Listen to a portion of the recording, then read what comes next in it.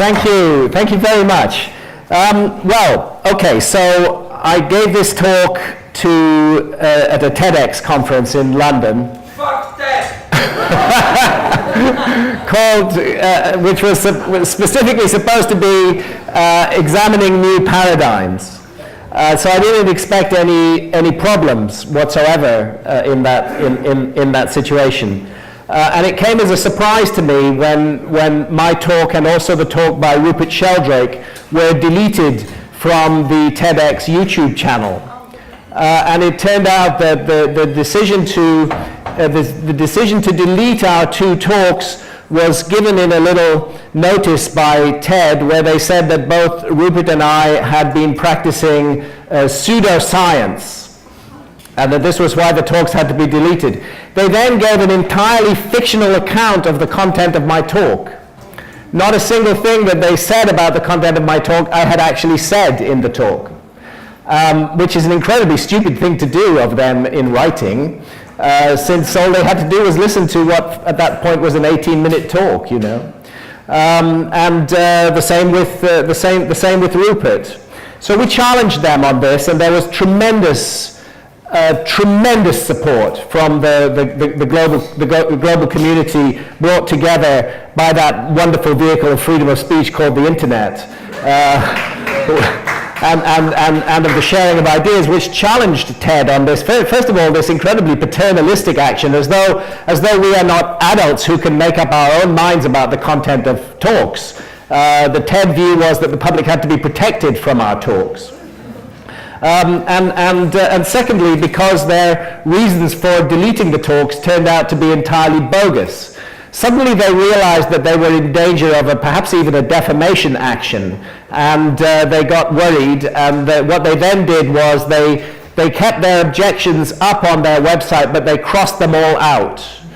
And then they allowed Rupert and I to publish our rebuttals on the same website, on what Rupert calls the naughty corner of the TED website, where what they would not do is allow our talks to be put back on the YouTube channel, and that will apparently never happen.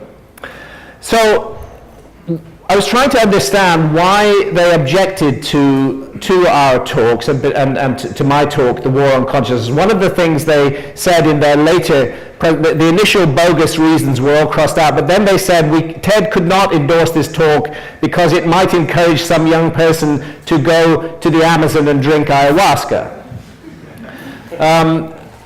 This, of course, also is a very lunatic thing to say, but what it really boiled down to was that what my talk and Rupert Sheldrake's talk had in common was that they considered the possibility of a non-local basis to consciousness. That consciousness may not be an epiphenomenon of brain activity, that it may be more mysterious than that. And this, it seems, runs up against a fundamental dogma of materialist science. Which is that everything may be reduced to its material substrate, and that there is nothing outside that, let alone any possibility of a spirit world. So I'm going to give the talk that I gave, but I'm going to elaborate on it and intervene in it at certain points and give it in a perhaps more fluid way than I did with TED. What first attracted me to psychedelics, apart from just one extraordinary LSD experience at the Windsor Free Festival in 1974. Apart from that, what attracted me I didn't take psychedelics again for many, many, many years. What I did do was I started smoking cannabis in 1987, and I'll come to that, but of course cannabis is not a psychedelic, although I must say when I first started to smoke it, I felt it was quite psychedelic. What attracted me to exploring and working with psychedelics myself was the fact that I was writing a book about a mysterious in the evolution of human behavior when our ancestors' behavior suddenly takes a huge step forward. And this moment occurs really quite recently, pretty much within the last 100,000 years, and most dramatically within the last 40,000 years.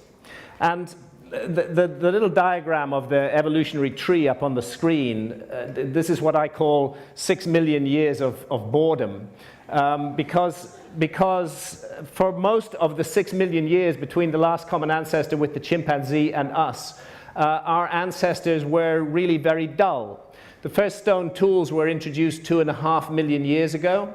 Once they'd been put into place, the exact same tool set continued to be used without any changes for more than 1 million years. And what this tells us is that cultural information is being passed down by our species, but that it is being interpreted in an incredibly rigid and narrow way, with no changes, no innovation, no lateral thinking evident at all. When another tool type is introduced, it also sticks for about 1 million years without any changes. And this continues down past the time when our ancestors became anatomically modern, which is about 195,000 years ago, according to the latest skeletal evidence. Our ancestors continue to behave in a dull and rigid and narrow way. Now, one of the first to realize that psychedelics may have played a huge role in making us what we are today was, of course, the late, great Terence McKenna with his wonderful stoned ape theory. And I think it's just yet another area in which Terence was incredibly prescient in his understanding of the mysteries of the human condition. But I think it's important to recognize also a number of academics like David Lewis Williams, who was working on the problem of cave art from the 1970s, as a matter of fact, at the University of Witwatersrand in South Africa. So here is the thing. There's some first signs of symbolic activity amongst our ancestors somewhere around 125,000 years ago. It's pretty limited. They start wearing shell beads, for example, and that is a symbolic act. But it's really only when you get down to about 40,000 years ago or less that you get this explosion of remarkable art in the painted caves of southern Europe and all around the world, in Australia as well. And in southern Africa. And this art, although created by cultures that certainly were not in contact with one another geographically, and that were often separated by thousands of years in time, this art has very distinctive characteristics. Very distinctive patterns appear, and very distinctive entities appear, of which the most, the really signal entity is the therianthrope, the creature that is part animal and part human in form. And after 100 years of fruitless and sterile discussion about what cave art was about, it was really David Lewis Williams and a few of his colleagues in the late 70s through into the 80s who began to home in on the heart of the matter. Which is that the fundamental shared universal characteristics of rock and cave art can be best explained if we understand that the artists were shamans, and that those artists were doing what shamans always do and continue to do today, which is experiencing deeply altered states of consciousness. And in those trance states, having visionary experiences and entity encounters, which were then depicted on the walls of the caves and the rock shelters after they had returned to a daily alert problem-solving state of consciousness. And what's interesting about it is that just at the moment that we get this explosion of cave art around the world, it's as though a light has been turned on in the human brain everywhere. And our ancestors become, remember, they're already anatomically modern, but their behavior becomes very different. And notably, we start finding evidence for spiritual beliefs, the burial of grave goods, of food, of water with the dead. Indeed, the burial of the dead begins for the first time. And very innovative hunting strategies. These creatures have undergone some kind of experiences which has transformed them. And there's a correlation with the cave art. It would be going too far to say that the that the experiences that led to the cave art actually caused all of these other changes in human behavior as well, but personally, I think that's what happened. And it's clear from the nature of the art itself that our ancestors had encountered psychedelic fungi and plants and had undergone extraordinary experiences which had led them to produce this art. So that meant, if I wanted to research this subject, that I needed again to take psychedelics, as I had last done in 1974. And that's why I first went down to the Amazon in 2003 to drink ayahuasca, which Jeremy was talking about a few moments ago. And I went there because I learned that the shamans of the Amazon, after their ayahuasca sessions, would very frequently paint their visions, and that there were distinct common factors between their paintings and the paintings on the walls of the painted caves 30 or 40,000 years ago. So here was an opportunity to get inside the experience rather than simply stand back remotely and write about it in an academic way. I could have the experience myself. And I went down to the Amazon and began what was the first of many encounters with ayahuasca. I didn't expect that. The first 11 sessions that I had with ayahuasca in the Amazon, I thought that would be the end of it for me. But I found the experience so challenging and so life-changing in so many ways that I decided to continue with ayahuasca. And I try to have 5 sessions of ayahuasca every year, if possible. Now, I think everybody in the room knows the mysterious chemistry of ayahuasca, that its active ingredient is DMT, dimethyltryptamine, but that DMT is not normally orally accessible, that there's an enzyme, monoamine oxidase, in our gut, which switches off DMT on contact. And the way they've got round this in the Amazon, the DMT is contained in the leaves of this bush, which is Psychotria viridis. And DMT is closely related molecularly to psilocybin, by the way. And the way they get round it in the Amazon is with the ayahuasca vine. And the ayahuasca vine contains a monoamine oxidase inhibitor. So it then becomes possible, when you cook together the leaves and the vine, to switch off the monoamine oxidase in the gut and produce an orally active brew. And that is the ayahuasca vine. And in the Amazon, they say that's where the intelligence in the brew lies, that the vine has somehow harnessed the force of the DMT in order to gain access to the human mind. And those of us who have drunk ayahuasca will be familiar with the slight churning of the gut that this bottle of the brew produces. It is quite an obnoxious taste. Actually, arguably one of the most obnoxious tastes on the planet. I've had about 50 sessions of ayahuasca now. I don't vomit as much these days as I used to. I still do, but not so much. But it's a formidable thing, and as it passes your lips, you realize that you're dealing with something serious, something that is to be taken seriously. Typically, within 45 minutes or so, you might start to sweat. You might start to feel a little bit dizzy, and your stomach is going. And that, for Westerners, is quite a difficult thing. I mean, this is one of the one of the reasons. But those who are afraid of some sort of ayahuasca danger, keep saying that. But isn't it addictive? And I mean, the answer is that you have to brace yourself every time for an ayahuasca session. It's not something that you just rush into, feeling completely like you're going to go and have a recreational time. It's a very challenging physical experience, and it's a very challenging emotional experience as well. That being said, I just tell this little joke about my friend Luis Eduardo Luna, who's been drinking ayahuasca for 40 years, and he was asked that question by somebody: "Isn't it addictive?" And Luis said, "No, it's not addictive. I know. I've drunk it more than 1,000 times." So, but definitely not addictive.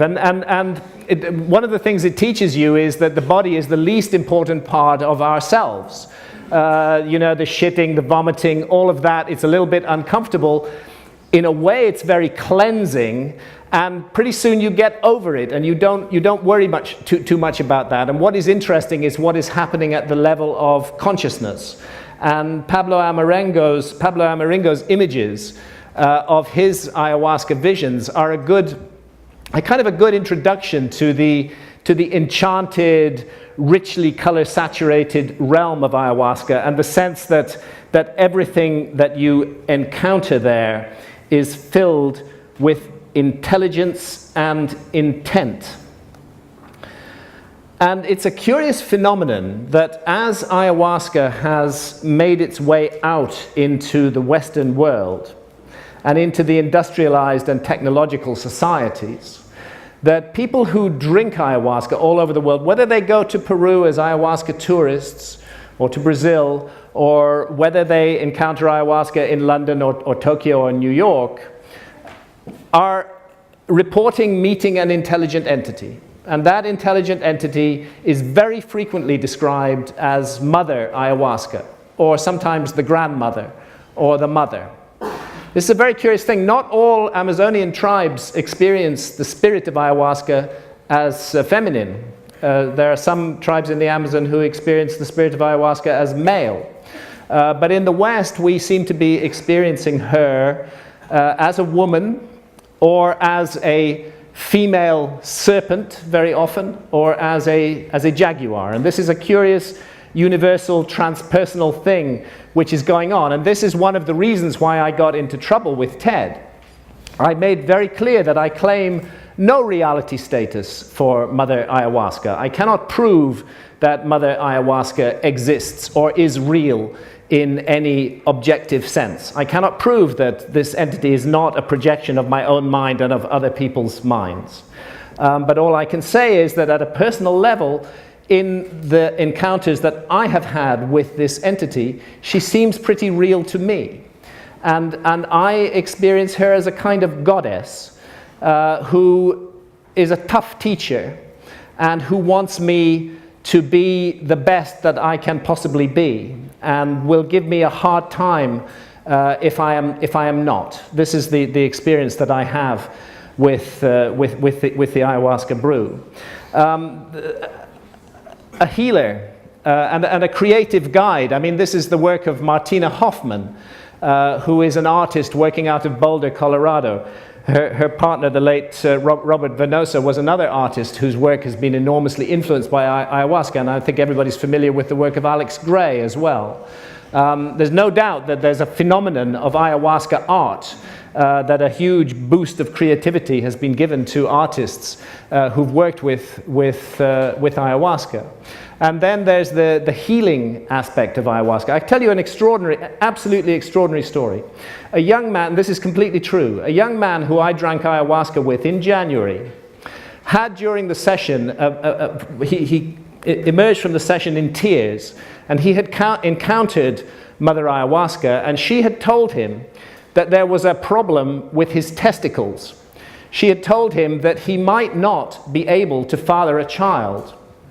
And he was so filled with grief, and then she said to him, but I'll work with you and try to make this better. And I'm sorry, this is a kind of intimate thing to say, but he was guided to put his hand down and to hold his testicles. After he came back to England, he went and had a test done, and it was found that he has a very high level of abnormal sperm. To me, I mean, this is a very difficult thing to explain, how in a vision one can gain a biological truth about oneself, so much so that he's now in a program for in vitro fertilization with his wife. A healer, a moral teacher, a creative guide. This is why I think that ayahuasca is so successful in getting people off addictions to hard drugs, something that our society is dismally failing at doing. particularly with heroin and cocaine. And there are a couple of places. There's the work of Dr. Jacques Mabit at the Taquihuasi Clinic in Tarapoto in Peru, where they bring heroin and cocaine addicts for several weeks, give them about a dozen ayahuasca sessions. A great many of them leave completely free of addiction. And there's also the work of Dr. Gabor Mate in Canada.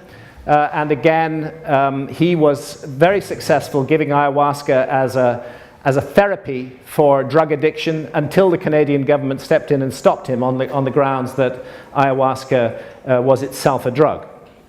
Now, this is where I have to bear my own heart and explain and speak about my own addiction, which was to cannabis. But I think it's a moot point whether cannabis is an addictive drug or not.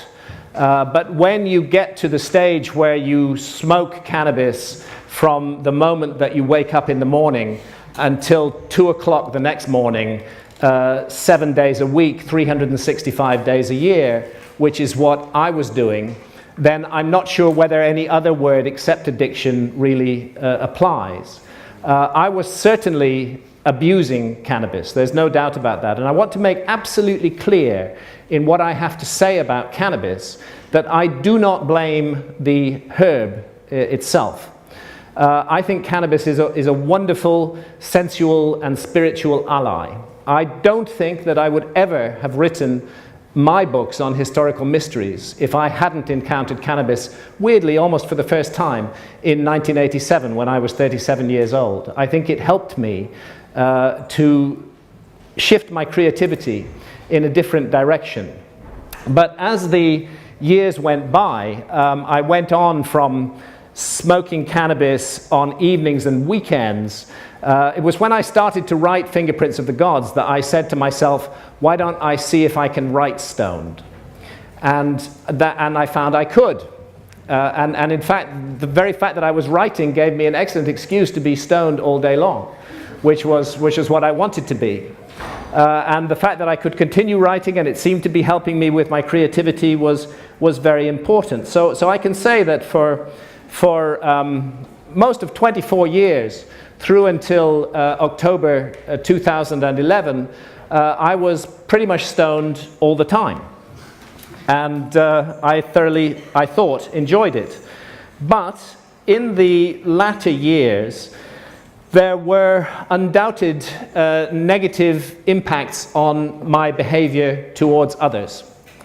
And again, I want to be clear, I do not blame the herb for that. I blame my own self-indulgent, abusive relationship with the herb.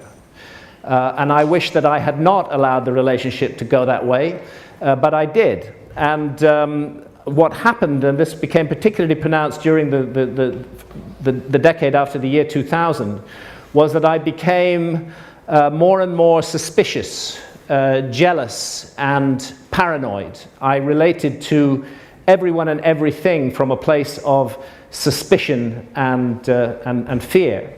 I began to have elaborate, jealous fantasies about my wonderful wife and partner, Santha, and I began to give her a really, really, really hard time because I was convincing myself that those fantasies were true, when there was absolutely nothing to them whatsoever. And right from the beginning, when I began to drink ayahuasca in 2003, I started to get messages from ayahuasca that I needed to do something about my cannabis habit, which I completely ignored those messages because I felt that cannabis was fundamental to my happiness and to my writing. I felt I couldn't write without it, and I used to organize my life around cannabis. So when we would go on a journey, I would have key people in different cities who would meet me and give me a little bit of cannabis so that I could have cannabis wherever I went. And if I couldn't get it, I would seriously not want to go to the country where I couldn't get it. It was a very, very central part of my life. And this continued until October 2011, when a couple of things happened to me in very short order. The first was a DMT trip that I had in Utah in the United States. Now, I first smoked DMT again, as part of my research, when I was researching Supernatural, and I described the first 2 trips in Supernatural, and they were rather scary and confusing. But then the next 8 trips that I had with DMT, I always had them at this particular retreat in Utah, and they were always beautiful. I had beautiful trips. I had a sense of my body being scanned. I had a sense of healing, a sense of communion and connection. These were very positive trips. So when I went down to Utah in late September 2011 and had a DMT session planned, I expected only good things from it. Instead, basically, of course, I'm sure many people in this room have already experienced DMT, but there is no real negotiation with smoked DMT. With ayahuasca, there is negotiation. The ayahuasca journey lasts about 4 hours. Smoked DMT lasts typically for 15 minutes or less. But when you're in the journey, there's very little that you can do about it. And after the 4th deep inhalation from the pipe, I fell back on the bed and was immediately drawn, contrary to my expectations, into an utterly terrifying realm. And I just was on Google Images this morning and picking up some of this is actually a Shipibo weaving based on ayahuasca experiences from the Amazon. It started off seeing something like this, except it was in motion, and it was filled with a kind of menacing intent, and it was poised just over me. And then I heard a voice which said, "You're ours now." And I thought, that was my last thought, was, fuck me, but only for 12 minutes.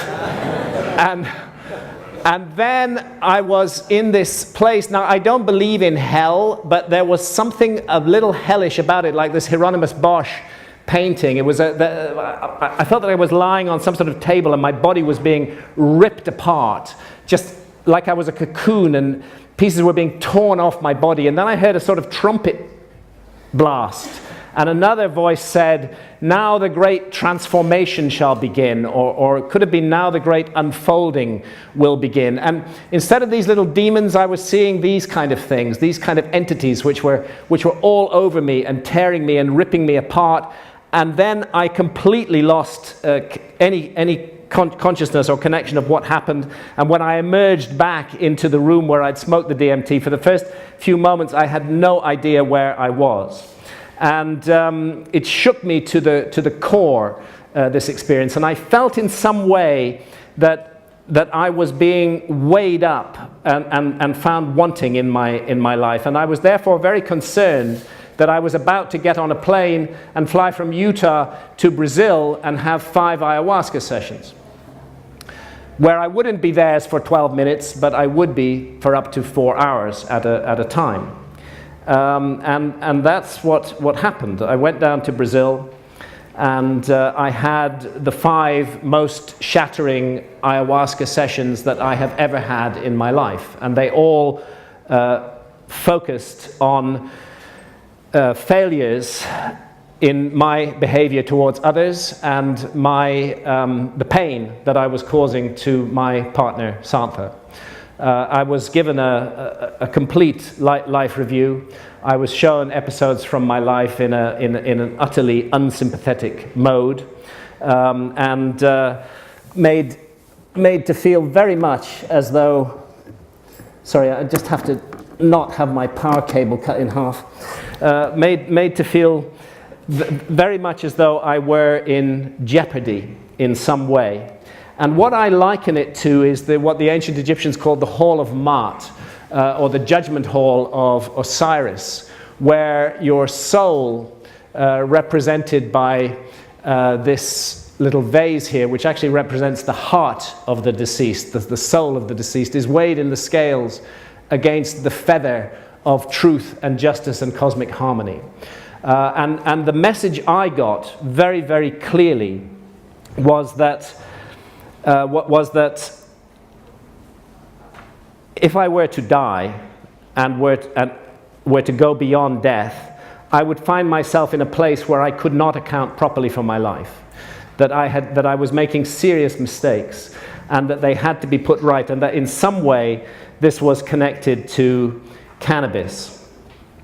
And the upshot was that I decided I would alter my relationship with cannabis, and that when I came back to England, I would go back to my old pattern of smoking it only on evenings and weekends, and I would get into some kind of respectful relationship with it rather than the relationship that I had. But this matter was taken out of my hands, because when I got back to England and fired up my vaporizer and had the first couple of puffs, I found that I actually could not smoke cannabis again. I simply could not do it. I was filled with such feelings of horror and revulsion, such a revisiting of that hell realm that I had been taken into, that I just could not continue with it. And I stopped and parted company with 6 ounces of very good skunk and 3 vaporizers, because I was afraid that the government would ban peripherals, so I had 3 vaporizers. Gave it all away and haven't actually smoked or vaporized cannabis ever again since then. I'm coming up to now 2 years without smoking cannabis. And my fear that I wouldn't be able to write without cannabis has proved completely unfounded. On the contrary, I'm writing much more fluently and productive than I did then. So in some way, this experience was connected with the mystery of death. And we ask ourselves, what is death? And there is this widely used legal definition, which is typical of materialist science, that death is the complete cessation of brain function as evidenced by the absence of brainwave activity on the electroencephalogram. To which I would say, we are not necessarily our brains. We are our consciousness. And what consciousness is kind of a moot point. It's a mystery. Definitely the brain is involved in consciousness in some way. There's just really no serious disputing that. And most materialist scientists will say, well, look, if I damage this particular area of your brain, or if this particular area of your brain is accidentally damaged, it will affect your consciousness, and therefore that proves that your consciousness is an artifact of your brain. In fact, they call consciousness an epiphenomenon of brain activity, that through the struggle of evolution, the human species has evolved this very smart, complicated brain in order that we might survive. And as an accidental byproduct of those survival functions, we've got this thing called consciousness, which we experience in unquantifiable ways, like the feeling of love or our reaction to a beautiful sunset or to a symphony. And there's a default mode in science, which is that the brain makes consciousness the way a generator makes electricity. That's why a man like Richard Dawkins, who is a brilliant man, I have to confess, cannot possibly believe in life after death. If your reference frame is that the brain makes consciousness, then obviously when the brain is dead, that's the end of your consciousness. You're just meat, you rot away, you're gone, there is no life after death, there is nothing whatsoever. And that is the natural outcome of the reference frame, that the brain makes consciousness. But actually, this is a reference frame, not a fact. There is no underpinning evidence that the brain makes consciousness, and it's at least equally possible that the relationship of consciousness to the brain is more like the relationship of the TV signal to the TV set, that the brain is a junction box connecting consciousness to the material realm, a transceiver of consciousness, if you like, and that once you hold this point of view, then of course it is possible to believe in life after death. You've simply incarnated temporarily in a human body, and when that body dies, you go back into the realm of spirit and can re-enter perhaps in another human body in some years to come. And I must say that this particular view of consciousness helps to explain a lot of anomalies. This is the non-local view of consciousness. It helps to explain the compelling evidence for reincarnation that Ian Stevenson at the University of Virginia produced in his studies, or for near-death or out-of-body experiences. At any rate, if we want to consider the mystery of life after death, we would not get very fruitful answers from any materialist scientist, because they've already got it sorted out. There is no life after death, and there cannot possibly be. If we want to inquire into this mystery, much better to go and talk to people like the ancient Egyptians, who put their best minds to work for 3,000 years on the problem of life after death, and came to some very definite and specific conclusions that the soul makes a journey after death, that we have had a precious opportunity to be born in a human body, and that we need to account for everything, every moment, every thought, every deed, every action, every second of our lives, and that we should view our lives as a work of art. We might make mistakes, we might have problems along the way, but we have enough time in this lifespan to perfect that work of art. And the objective of the whole exercise at the end of it is to be able to look back on it all and say, well, fundamentally, I did good. I lived in harmony with the universe. This was the ancient Egyptian idea, and the idea of the duat, the afterlife realm, through which we travel after death, is very thoroughly described in their religious texts. And it's now clear that the ancient Egyptians did deliberately cultivate altered states of consciousness, and did use visionary plants, such as the blue water lily. And interestingly, my friend Dennis McKenna has recently, who is an ethnopharmacologist, has recently identified the ancient Egyptian tree of life, upon which the god Thoth writes your name when you become immortal, has identified the ancient Egyptian tree of life as Acacia nilotica. And Acacia nilotica is a species that is rich in DMT. So we have to consider the possibility that the ancient Egyptians were using this mysterious substance, DMT. Now, it's quite a chemical operation to get the DMT out of the bark of the acacia. And therefore, it's worth remembering where we get the word chemistry from. Ancient Egyptians knew their land as Kemet. The Arabs called ancient Egypt Al-Kempt. And it's from that we get both the words alchemy and chemistry. So I believe the ancient Egyptians were working with DMT. At any rate, it's difficult to imagine a society more different from that than ours today. A society, I would say, our society today is waging a vicious war on consciousness. I was horrified to hear what happened to Jeremy, to be charged with a criminal offense in Belgium for talking about ayahuasca.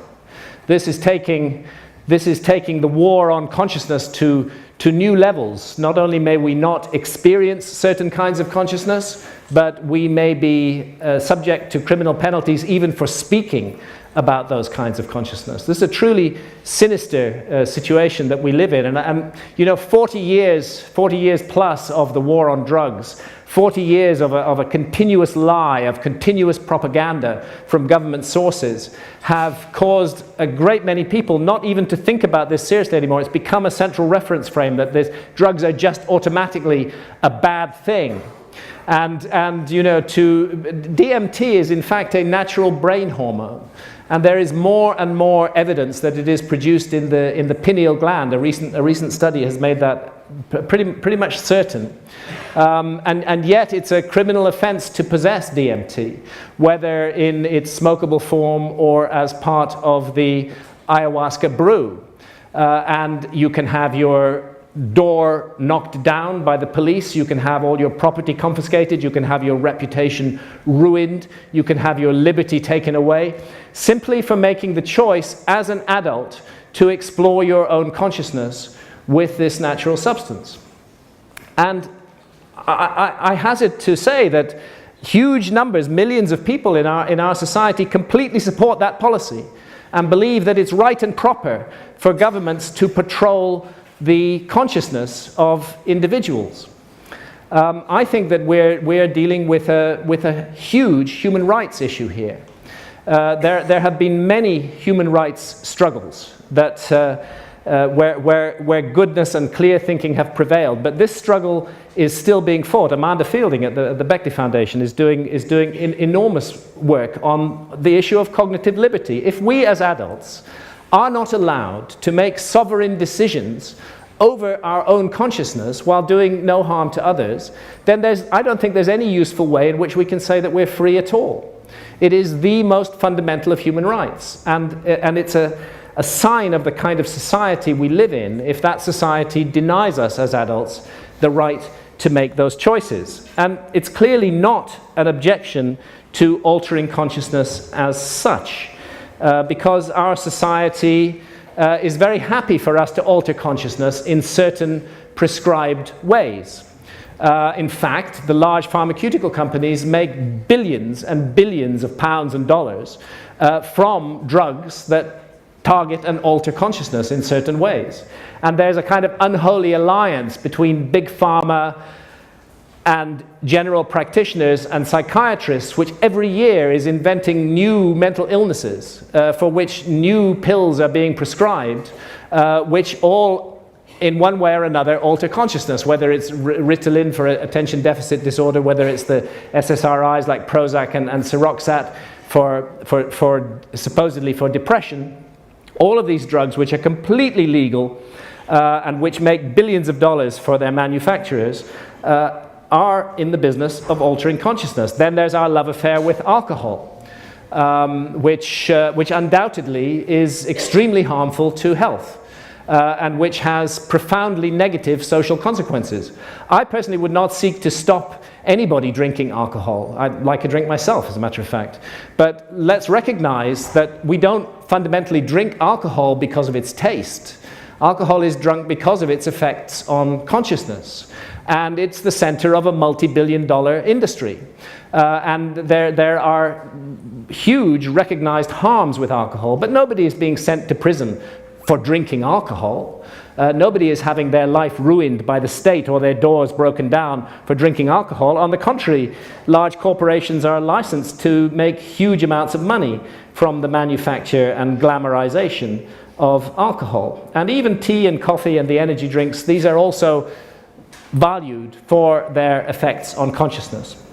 I think that what all of these kind of consciousness alterations have in common is that they don't, or they are not seen to threaten the fundamental state of consciousness that is valued by our society, and that's what I call the alert, problem-solving state of consciousness. That is the state of consciousness that our society wants us to be in most of the time.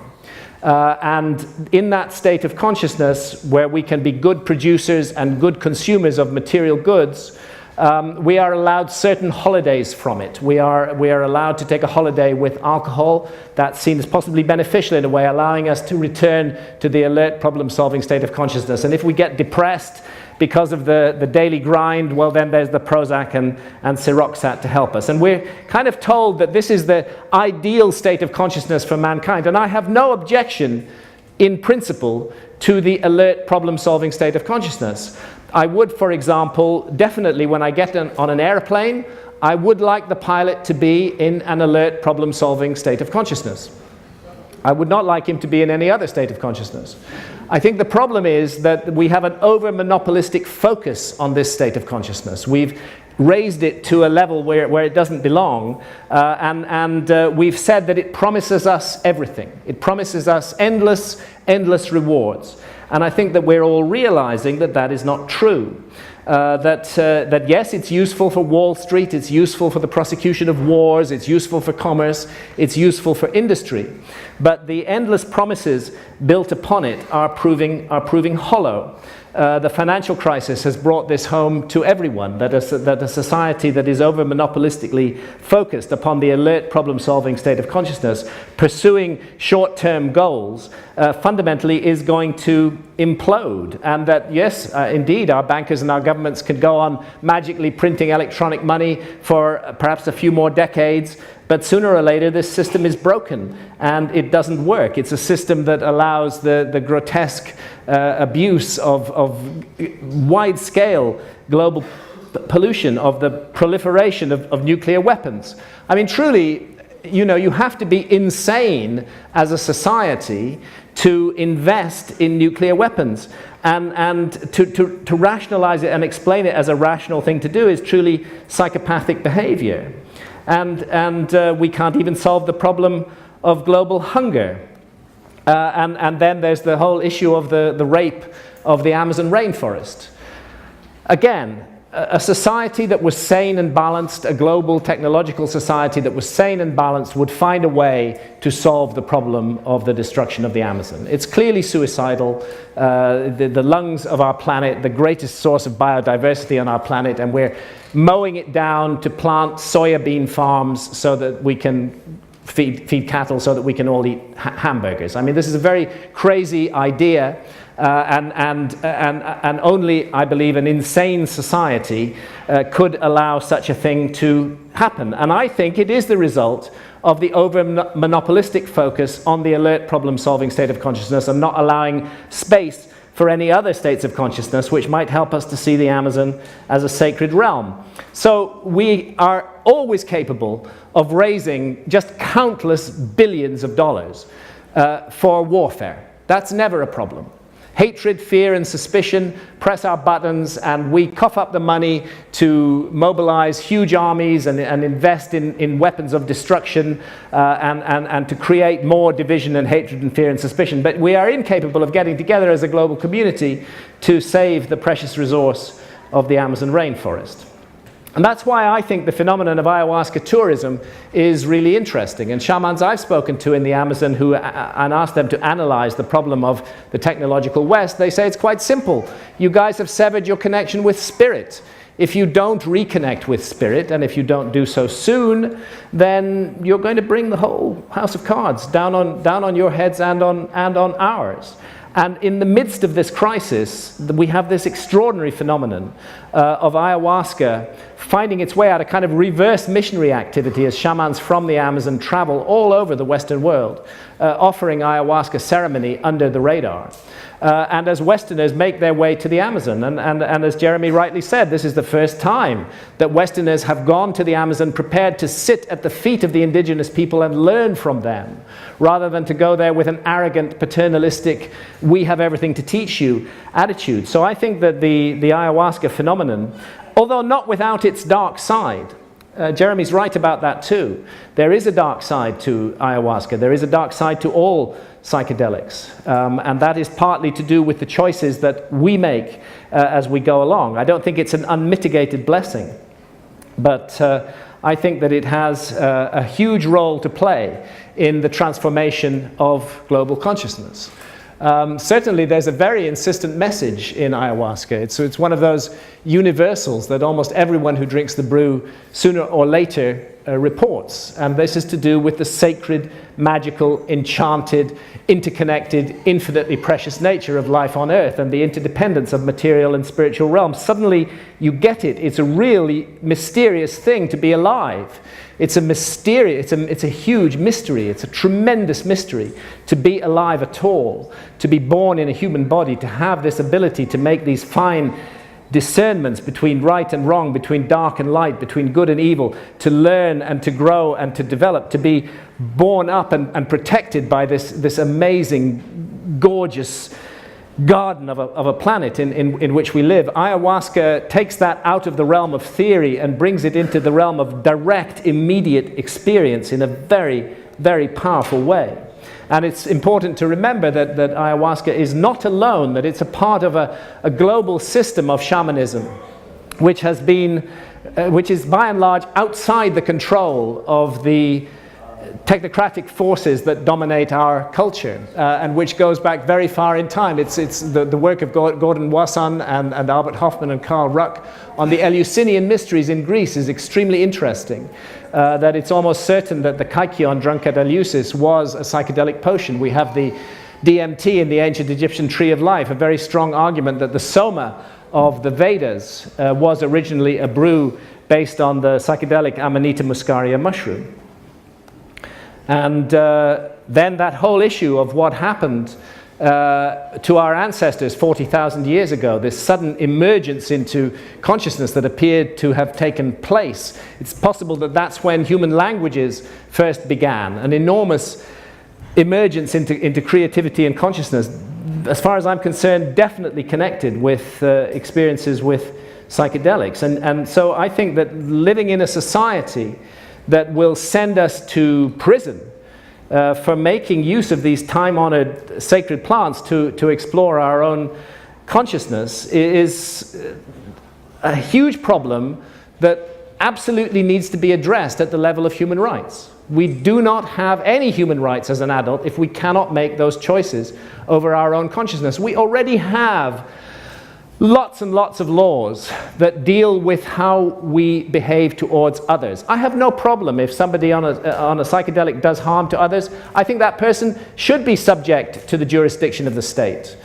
Doing harm to others is a fundamental wrong and it should not happen, but exploring your own consciousness while doing no harm to others, that is absolutely not the business of the state. And we need a paradigm shift on this area. They can't say to us, no, you cannot explore that area of your consciousness because you might do harm to yourself or do harm to others.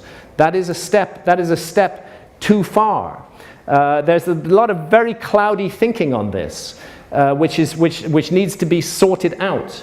And we need to recognize that we are transgressing a fundamental human right here, and that we may be doing damage to ourselves as a species by demonizing and persecuting whole areas of consciousness. We could even be denying ourselves the next step in our own evolution, and who knows, there's no proof on this at all, but perhaps our immortal destiny as well. Thank you, ladies and gentlemen.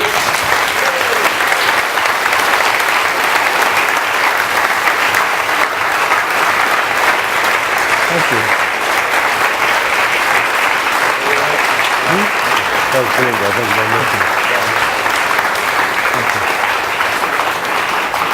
So we're running a little over time, and we have to get from that building, of course, by 8 o'clock. We've got to the film score, but we do have a few minutes for some questions for Graham, if anybody has one. Over here first.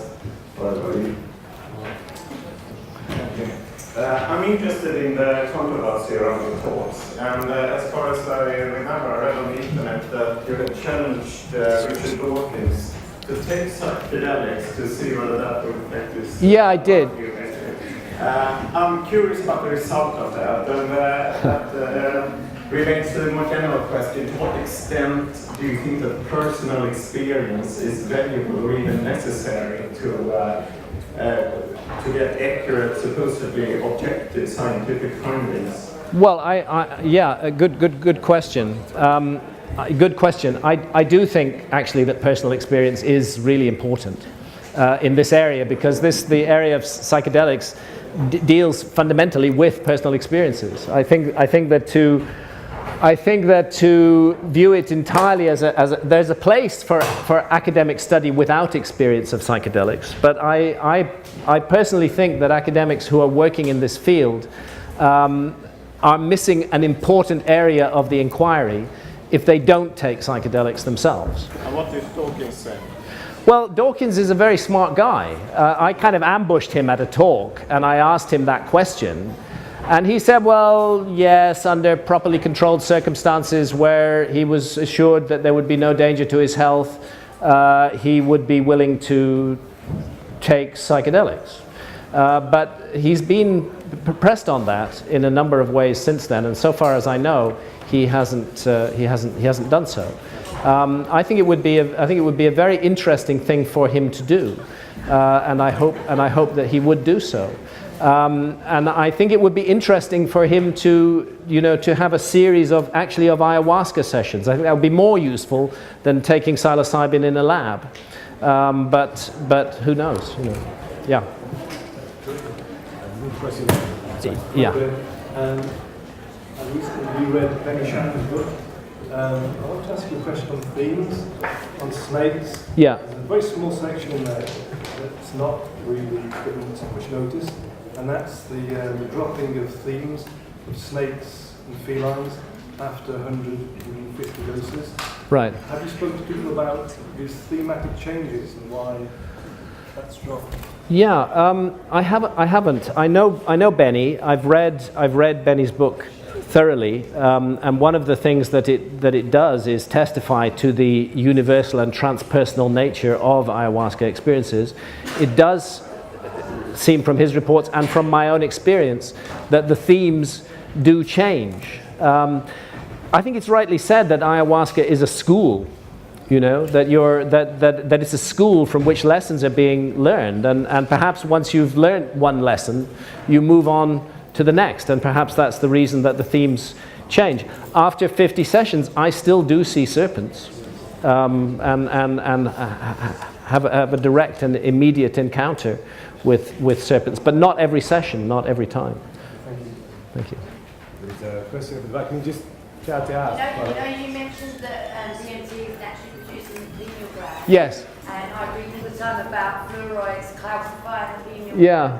And it's put in the water. Do you believe that it's put in the water purposely so we don't reach Well, the place of consciousness? yeah, I mean, that's an interesting point. I have no idea what on earth they're playing at putting fluoride in the water. I mean, that is another example of our sovereignty over our bodies being taken out of our hands. Sorry? Hitler was one of the first people to put fluoride in water. Why does that not surprise me?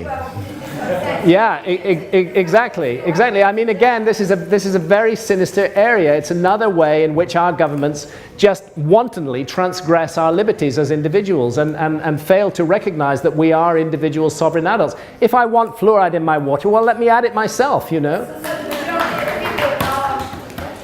Yeah, well, I mean, I don't know what the science is on the calcification of the pineal gland. I haven't looked into that. Obviously, it would stop the DMT production. Well, yes, it would. Yes, and indeed, and the pineal gland is the third eye. So maybe maybe there is, this is some sort of mass medication designed to prevent us from having visionary experiences. Thank God then for the plant allies, which overcome that problem. Yeah. Just only time for one last question. Okay. Yes. Right? I just wonder, given the nature of the way society, and people in general, abuse substances like alcohol, which are legal, do you really think that our society as it stands at the moment is ready to have free access to psychedelics? Well, here's the ridiculous thing. I mean, the fact that we have a war on drugs and that psychedelics are illegal doesn't stop people taking or acquiring psychedelics. It just means that there's an element of jeopardy and danger in so doing, and that it's not possible to, or it's not easy to access psychedelics in a nurturing and positive and teaching way. I mean, I actually think that the removal of the war on drugs would immediately solve a huge range of drug-related problems, which we now have entirely because of the war on drugs. And it would be possible to create spaces where people could undergo completely safe and nurturing psychedelic experiences should they choose to do so. Of course, they wouldn't be compelled to do so. It would be their choice. Now, when one enters the psychedelic lottery, there's this fear in the background that one is going to be arrested, that society frowns upon it. It's very difficult to encounter a completely safe space in which to take psychedelics. So I think that every adult should have the right to make that choice. And I don't think it's so much a matter of our society not being ready for it. It's just that 40 years on the war on drugs has prevented us from setting up the right kind of nurturing environment in which psychedelics could be constructively, creatively taken in a healing and positive way, as fundamentally they are meant to be, and in a sacred way, should we choose to do so. Yeah. Thank you. Thank you. Thank you very much, Hancock. Is this your... Yeah.